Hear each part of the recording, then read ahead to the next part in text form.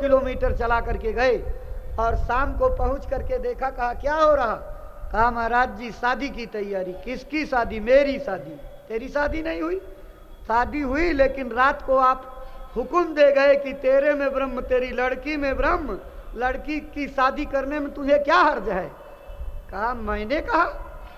कहा हाँ। कहा देखा था? कहा देखा था महाराज, आप थे। कहा अच्छा। उसकी देवी को बुलाया, कहा इधर आओ, जाओ एक थाली में ऐसा इंतजाम करके लाओ। थाली में इंतजाम करके आ गया। गुरुजी बैठ गए, थाली रख दी गई। कहा हटाओ इस पे से, कपड़ा हटाया गया। कहा देखो चेला राम, इस दाल में ब्रह्म, रोटी में ब्रह्म, चावल में ब्रह्म, पूड़ी में ब्रह्म, सब्जी में ब्रह्म, खीर में ब्रह्म, रायते में ब्रह्म, सलाद में ब्रह्म। एक कटोरी में मैला यानी टट्टी आई थी। कहा इस टट्टी में ब्रह्म, अब तू सबको समेट करके खा। तो चेला राम का मुंह बिगड़ने लगा। चेला राम ने हाथ जोड़ के कहा गुरुजी सब तो आपके हुक्म पर खा जाएंगे, लेकिन ये मैला नहीं खाएंगे। कहा क्यों बेवकूफ, मैं सामने मौजूद कह रहा हूं ब्रह्म है, तो मेरे सामने कहने को नहीं मानेगा? ब्रह्म है खा। कहे नहीं गुरुजी, अकल कहती है कि मैला खाने की चीज नहीं होती, मैला बाहर फेंकने की चीज होती है। गुरु ने कहा अज्ञानी मूर्ख, हे नालायक, अगर अकल कहती है कि मैला खाने की चीज नहीं होती है, तो जो अकल ये बताती है वही अकल ये बताती है, ज्ञान देती है कि बेटी पैर छूने की चीज होती है, बिटिया के पांव छुए जाते हैं, पूजा की जाती है, न कि उसे औरत बना करके धर्म पत्नी बनाया जाता है।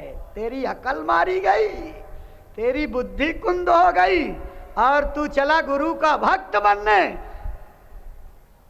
उठा मेरी तरफ नजर देख, उठा नजर मेरी तरफ देख, गौर से देख मेरी आंखों में। जब गौर से देखा तो कहा क्या मेरी जैसी आंखें उस रात के सपने में आने वाले की थी? तो हाथ जोड़ के कहा नहीं गुरुजी, नहीं मिलती थी। तो कहा भरोसा विश्वास क्यों किया? ए प्रेमियों, ए परमार्थी साथियों, ए जिंदगी भर परमार्थ के लिए सारे जिंदगी के सुखों को त्याग देने वाले ए त्यागियों, आपने झोरी और बिस्तर और गठरी बांध के जब चलते थे, सारे रास्ते तड़पते थे गुरुजी कब मिले, कब दर्शन करूं। और आपकी तड़पती भावना को देख करके गेट पर, गाड़ी में टहलते, सड़क पर, मंच पर मिल जाते थे और आप तसल्ली से दर्शन पा करके अपने दिल को ठंडा कर लेते थे। और उसके बाद 3 घंटे, 3.5 घंटे, 2.5 घंटे वचन बाणियों को पकड़ करके गुरुजी की आंखों में आंख टिका करके और 2.5-3 घंटे सत्संग सुनते थे। और नजरों से इतनी मोहब्बत आपको, लेकिन जब गुरु जी के भेष की नकल बना करके लोग प्रचार करने लगे और आपको धोखा देने के लिए उन्होंने जब कहना शुरू कर दिया कि अभी तो जिंदा है, प्रकट होंगे, तो आपकी गलती है, उनकी नहीं। उनके लिए तो इशारा कर गए थे सत्संग में, अरे प्रेमियों अभी क्या देखते हो, मेरे जाते ही एक नहीं सैकड़ों जय गुरुदेव बन जाएंगे और अपने अपने अड्डे बना करके पेट पालने का धंधा बना लेंगे। तो गुरु महाराज की बाड़ियों को अगर आप याद करते तो आप भटकते नहीं। आपको गलती आपने की, उनकी गलती नहीं। वो तो इसी काम के लिए भेजे गए हैं, इसी के लिए उतारे जाते हैं कि जाओ और संगत को बिगाड़ करके खत्म कर दो। कैसे? जैसे गोस्वामी बाबा के सत्संग में जब लोगों ने देखा कि पूरी काशी टूट पड़ी, तमाम जैनी, तुर्की, कबीर पंथी, नानक पंथी, सब तमाम कर्मकांडी सनातनी सब लोग उनके सत्संग में, तो खुरापाती दिमाग के लोगों की उपज कि इनकी क्रेडिट को खत्म कैसे किया जाए, इनकी छवि को धूमिल कैसे किया जाए। तो पैसे से एक वेश्या को तैयार किया। आगे जा करके वेश्या बैठ गई, सत्संग सुन रही। 3 घंटे सत्संग सुना और सत्संग सुनने के बाद उस मनमुखी वेश्या ने सारी संगत थी उसी के सामने खड़े होकर के, गुरुजी ये रात को आपका गमछा जो है मेरे कोठे पर छूट गया था, लीजिए। इतना ही काम करना था तो तमाम मन के खुरापी, अरे बाबा ये भी काम करते हैं, यहाँ सत्संग सुनाते हैं और रात को गमछा वहां छूट गया, ये भी काम करते हैं। अब मन माफिक और दुनिया के खुरापाती लोग किनारे होते चले गए, बहुत कम बचे। तो ये तो उसी लिए उतारे गए, ये सब इसी काम के लिए, ताकि आपके बनते हुए परमार्थ को बिगाड़ दिया जाए और आप सचेत नहीं रहे और सचेत न रह करके अपने परमार्थ को बिगाड़ने की राह पर चल पड़े। आपको ही तो मना किया था। 4 साल पहले से हर सत्संग में यही बात सुना करके गए। हर सत्संग के कैसेट और वीडियो रिकॉर्डिंग नजीर हैं। देखिए कि 4 साल से शायद ही कोई सत्संग बाकी हो जिसमें गुरु महाराज ने इस लाइन को आपको प्रेरणा देने के लिए सिखाया ना हो। कबीरा तेरी झोपड़ी गल कटियन के पास, करेंगे सो भरेंगे तू क्यों होत उदास। अगर तेरी झोपड़ी कसाई के बगल में है तो कभी भूल करके मत कहना कि ये कसाई है गला काटता है।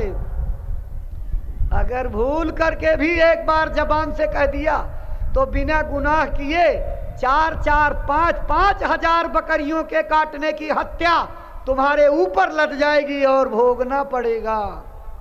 ये इशारा दे करके गए। लेकिन फिर भी बनते भजनानंदी हो, बनते सत्संगी हो, पीठ ठोक करके कहते हो कि 70 के नामदानी, 60 के दशक के नामदानी, और काम क्या करते हो? जब कहीं किसी की निंदा आलोचना शुरू होती है तो चाहे घर से जरूरी काम के लिए बाजार भेजे गए हो, लेकिन उस इमरजेंसी काम को छोड़ करके दवाई लेने भी गए हो कि रोगी जो है जूझ रहा मौत से, लेकिन अगर निंदा आलोचना किसी की होने लगी और नजदीक खिसक जाते हो, स्टूल और कुर्सी और नजदीक, सारा काम वादे पर। और इस कान को खूब चौड़ा करके गुरु जी ने कहा था इन कानों को नाम के अमृत खजाने से भर लेना, और आप निंदा आलोचना के खटाई और अचार भरने की कोशिश कर रहे हो और कहते हो 40 साल से लगे हैं, जूझ रहे हैं, मन को हथौड़ा ले करके तोड़ रहे हैं, वज्र जपाट हो रहा है, टूटता नहीं, बस में आता नहीं। अरे काम उल्टा करोगे तो कैसे आएगा?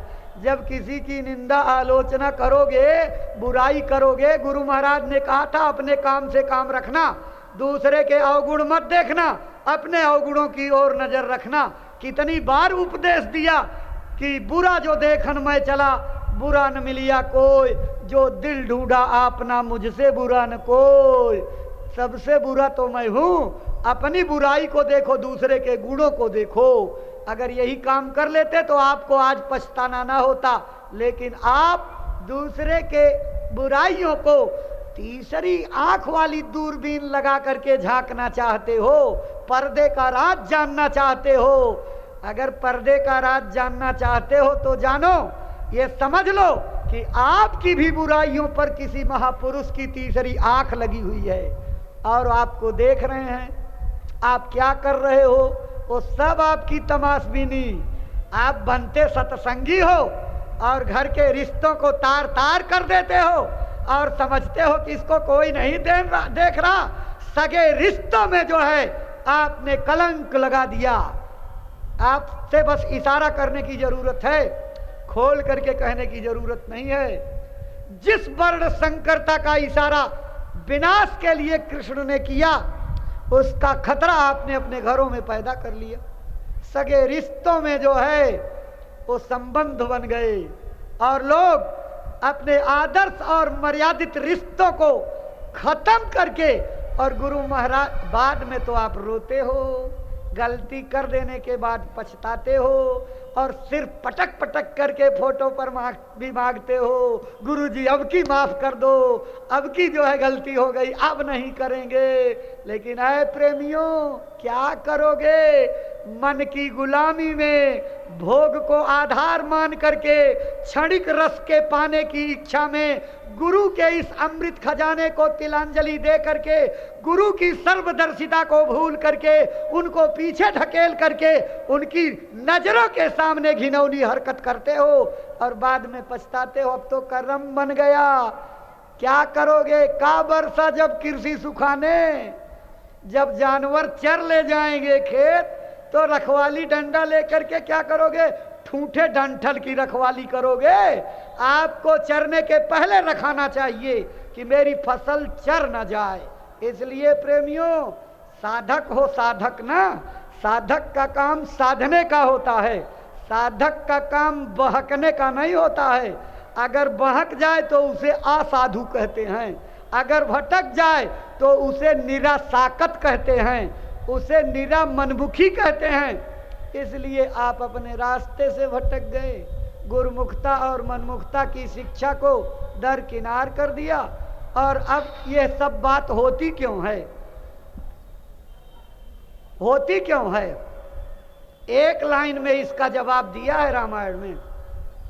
सारी जिंदगी खटे जा रहे हो, पचे जा रहे हो, मरे जा रहे हो, और कि तकलीफ दूर हो जाए, बच्चे सुखी हो जाएं, घर बन जाए, मकान बन जाए, लड़के बच्चे सुखी रहें, कई पुस्त तक आराम करें, इनको तिरिन तोड़ने की जो है जरूरत न पड़े, इसी मोह में तो मेहनत कर रहे हो। लेकिन ये उद्देश्य आपका पूरा कैसे होगा? यानी घर में खुशहाली कैसे आएगी, बरकत कैसे आएगी, आबाद कैसे होगे, प्रसन्नता कैसे आएगी, अमन चमन कैसे होगा, इसको आपने छोड़ दिया। जिंदगी की सबसे बड़ी मुसीबत क्या है? कहा हनुमंत विपत्ति प्रभु सोई, जब तब सुमिरन भजन न होई।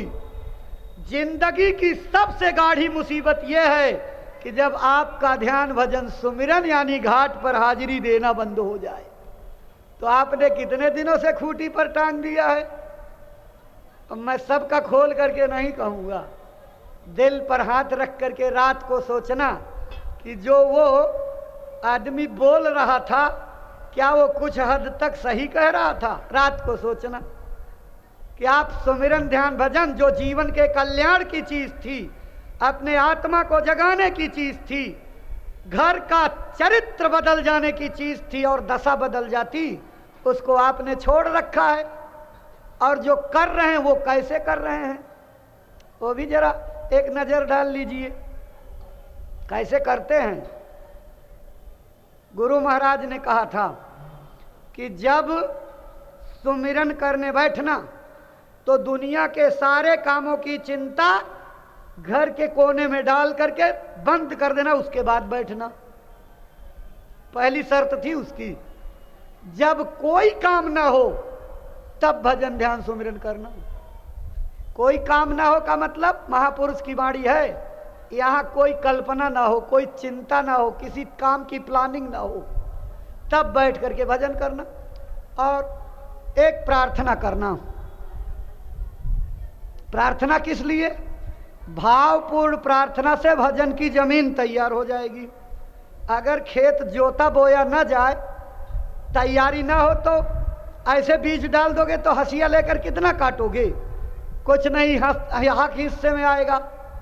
इसलिए भजन को फसल उगाने के लिए उसमें जो है प्रार्थना रूपी खेत की तैयारी जरूरी है। तो प्रार्थना तो करते नहीं, क्योंकि सोने की जल्दी रहती है। काम से थक करके आते, सो जाते, लोग जगा करके रोटी खिलाते, और उसके बाद जब रोटी ज़्यादा खा लेते। वैसे तो गुरु महाराज ने कहा था कि भूख में एक रोटी कम खाना, लेकिन जब बढ़िया आइटम रसोई में बन जाता है तो जी नहीं मानता, जीभ भी नहीं मानती, और खींचते खींचते कुछ लोग गटाई तक भर लेते, और ज़्यादा होशियार लोग नाक तक भर लेते जो है। और जब रात को पेट डंप हो जाता तो पेट पर हाथ सोहरा करके 1 किलोमीटर तक बाँ बाँ की डकार लगाते, पतंजलि का चूर्ण और लवण भास्कर की तलाश करते, पूरी रात तो जागने में बीत जाती, तो भजन कब करोगे? अगर एक रोटी भोजन से कम खाते, जल्दी पच जाता, आलस नहीं आता, फुर्ती रहती तब। और जब सोने चले तो याद आया कि गुरु महाराज ने कहा था कि अगर नागा करोगे तो कट जाएगा, तो आपने सोचा चलो जल्दी से खूंटी से माला खींचा और बैठे। अभी आंख बंद नहीं हो पाई और खुली आंख से माला शुरू हो गई, क्योंकि सोने की जल्दी है ना। और इतनी रफ्तार से ये फ्रंटियर मेल राजधानी शताब्दी जन शताब्दी क्या चलती होगी, जय गुरुदेव जय गुरुदेव जय गुरुदेव, खट खट खट खट खट खट खट खट, इतनी रफ्तार से। और जब कहीं इस बीच में यहाँ मच्छर काटने लगा, तो अब इस मच्छर वाले हाथ को माला से कैसे मारे, खंडित हो जाएगा। तो सोचते हैं धर्म सेवक का बच जाए, तो इस माला को, इस हाथ को उधार पकड़ा देते, थोड़ी देर पकड़े रहो उधार कैजुअल पर, और पटक करके इसको फिर पकड़ करके करने लगते हो। तो इस गति से माला कर रहे हो और शिकायत करते हो भजन नहीं बन रहा। अपने कर्तव्य की जो है समीक्षा करो, हम कैसे कर रहे हैं। और ये बहनें माताएं तो बड़ी व्यस्त रहती हैं, सवेरे उठे टिफिन बनाना, बच्चों को स्कूल भेजना, कपड़े धुलना, और फिर चटनी पीसना, रसोई में बनाना, कपड़े धुलना, बर्तन साफ करना, पोछा झाड़ू लगाना, रात को 11 बजे सोना, और फिर सबसे पहले जल्दी उठ जाना। इनको समय नहीं मिलता। तो ये कितनी चालाकी करती हैं। जिस समय सोचती हैं कि कुकर को चढ़ा दिया चूल्हे पर, अब जब तक ये सीटी नहीं बजाए तब तक लाओ गुरुजी का सुमिरन ही कर लें, तो बैठ गई माला लेकर। लेकिन बेचारा इतना निर्दयी कुकर कि तीसरी माला पर सीटी बजा देता, और तीसरी माला होते होते अब अगर सुमिरन पूरा करें तो कुकर दग जाए, और कुकर न बचावें तो सुमिरन छूट जाए। अब गजब सांप छछुंदर की। तो असली रास्ता यह है कि सुमिरन छूट जाए तो कल भी हो जाएगा, और इसको तो बचाना जरूरी नहीं, घर में तो जो है बड़ी छीछा लेतर हो जाएगी। तो माला वहीं पूरी और आज का सुमिरन भी पूरा जो है। तो इस तरह से अपने कर्तव्य की इतिश्री कर रहे हो और सोचते हो कि दया हो जाए, गुरुजी छप्पर फाड़ दया कर लें। छप्पर फाड़ दया से काम नहीं बनेगा।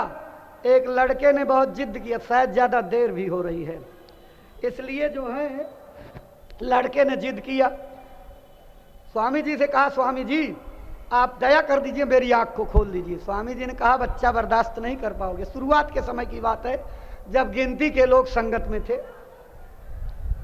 अरे हाँ, 1000-2000 लोग आते जाते थे भंडारे में। स्वामी जी ने कहा बच्चा बर्दाश्त नहीं कर पाओगे। कहा नहीं गुरुजी कर दीजिए। घर के लोगों ने कहा महाराज इतनी फरियाद कर रहा कुछ दया। कहा तुम ही लोग परेशान हो गए। कहा नहीं महाराज, हम जो होगा देख लेंगे। तो गुरु महाराज ने कहा अच्छा चलो सब लोग जाओ यहाँ से। सबको अलग कर दिया, कमरा बंद कर रखा। मेरी तरफ देखो, और देख कर कहा मेरी नज़रों में देखो, और कहा आप बंद कर लो आँख। स्वामी जी बंद किए, उठ करके गायब हो गए। अब बस अब पगला गया उसको, जो है लगा हाव भाव बकने, इधर उधर करने, होश चेत गायब। और स्वामी जी महाराज ने तुरंत यहाँ से दिल्ली गए और फ्लाइट का टिकट लेकर के कलकत्ता चले गए। लोगों ने पता किया बाबा कहाँ गए, कहें भैया दिल्ली गए। दिल्ली चले गए। दिल्ली पता लगा, वहाँ वकील लेन में उस समय होता था सत्संग, तो वहाँ पता लगा कि वो तो चले गए जो है कलकत्ता। तो लोगों को इतनी जल्दी थी कि इसका इलाज तो सिर्फ बाबा जी करेंगे और कोई नहीं। हवाई जहाज का टिकट कटाया, बच्चे को 2-3 लो करके कलकत्ता पहुँचे। जब कलकत्ता उतरे तो वहाँ हवाई जहाज पर सत्संगी पोर्ट पर मिल गए। कहा भैया कैसे, कहें वो बाबा जी इधर। हाँ अभी उड़ करके बम्बई चले गए। तो बम्बई की फ्लाइट पकड़ा, और जब बम्बई पहुंचे तो वहाँ पोर्ट पर लोग मिले। कहा भैया गुरु महाराज आए थे। हाँ आए थे, लेकिन अभी ये देखो उड़ी फ्लाइट है, अहमदाबाद चले गए।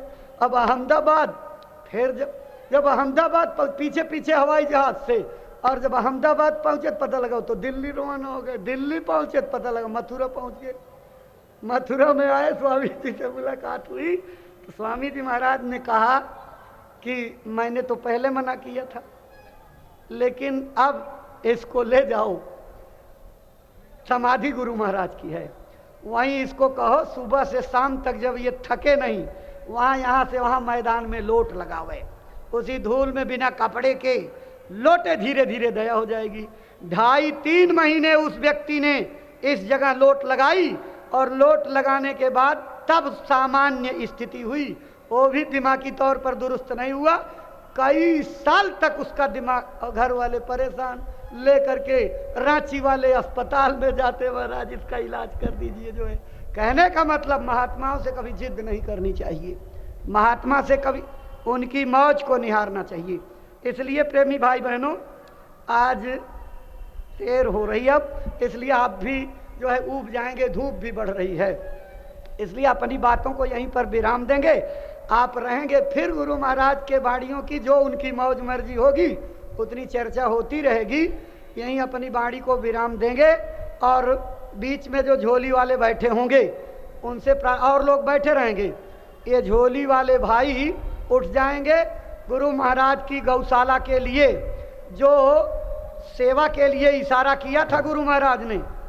ये एक बात दिमाग में रखना कि गौशाला की सेवा, गौएं तो आपके इलाके में भी मिल जाएंगी, लेकिन यहाँ की गौओं की सेवा के लिए जो आप करोगे वो आपके लिए लाभकारी कैसे होगा?